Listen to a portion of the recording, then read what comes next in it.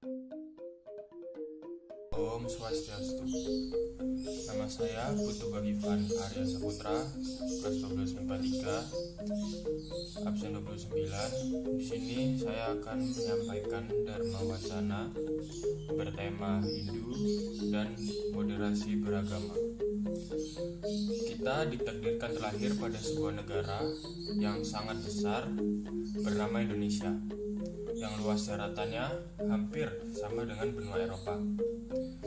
Indonesia adalah bangsa yang sangat heterogen dengan jumlah penduduk 268 juta lebih, serta terdiri dari 714 suku bangsa dan sekitar 1100 bahasa serta berbagai adat istiadat dan budayanya.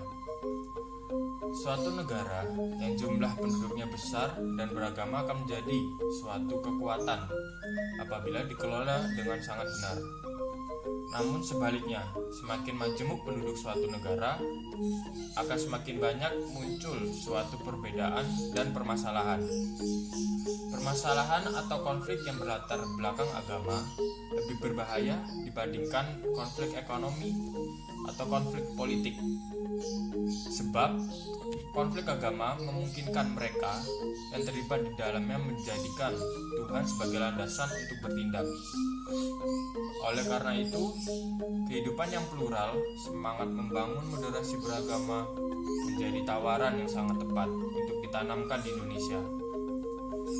Moderasi beragama merupakan cara pandang, sikap, dan perilaku kita dalam memahami suatu agama secara moderat, yaitu tidak berlebih-lebihan dalam beragama. Moderasi sendiri lebih mengarah kepada cara kita untuk menjadi linkin pin atau penengah dalam suatu persoalan, khususnya dalam lingkup beragama. Dalam Hindu, yang merupakan agama spiritual, sangat mudah ditemui ajaran, sloka-sloka, mantra yang berhubungan dengan moderasi beragama dan toleransi dalam beragama.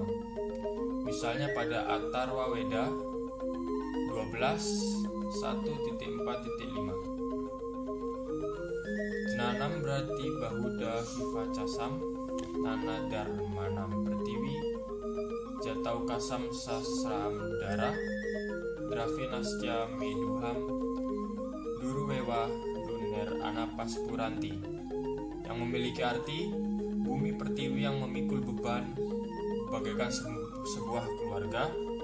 Semua orang berbicara dengan bahasa yang berbeda-beda dan memeluk kepercayaan yang berbeda. Semoga ia melimpahkan kekayaan kepada kita, tumbuh penghargaan di antara kita. Selain Atharva Veda, masih banyak ajaran untuk menumbuhkan kehidupan moderasi beragama.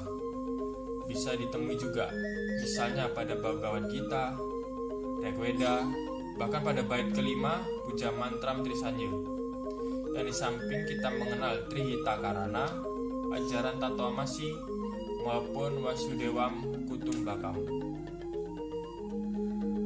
Sloka-sloka di dalamnya menunjukkan bagaimana Hindu sangat moderat dalam beragama dan menghargai pluralisme sebagai konsekuensi kehidupan.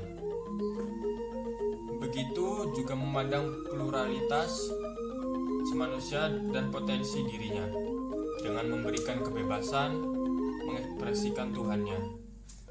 Pluralitas merupakan bagian dari sebuah kehidupan yang patut untuk senantiasa dihargai dan dijaga, selayaknya kita bersikap terhadap diri sendiri.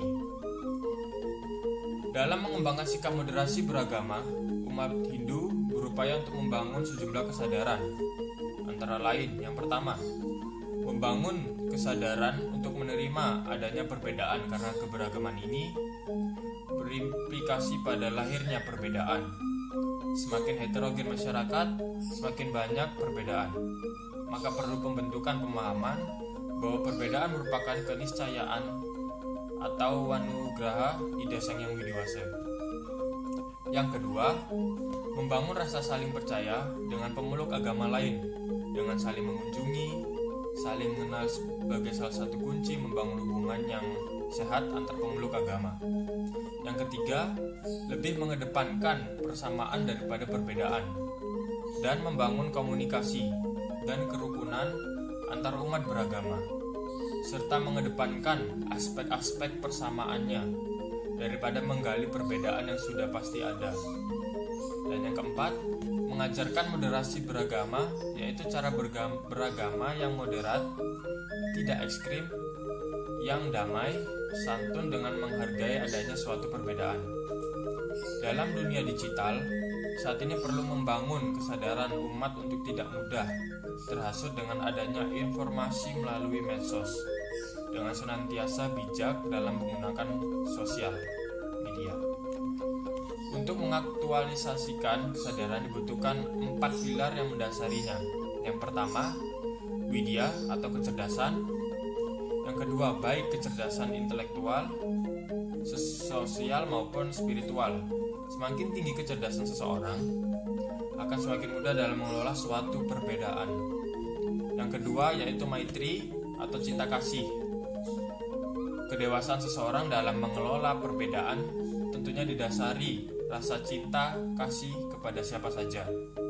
Yang ketiga, ahimsa, yaitu kesadaran untuk tidak membunuh atau menyakiti apapun. Dan yang keempat, yaitu santi, kehidupan yang senantiasa damai, baik kedamaian antara umat beragama ataupun dengan umat beragama yang lainnya. Apabila setiap umat beragama memiliki 4 kemampuan tersebut, niscaya kehidupan yang penuh kedamaian, toleran, dan moderat akan tercapai. Sekian Dharma Wacana dari saya. Semoga dapat dipahami.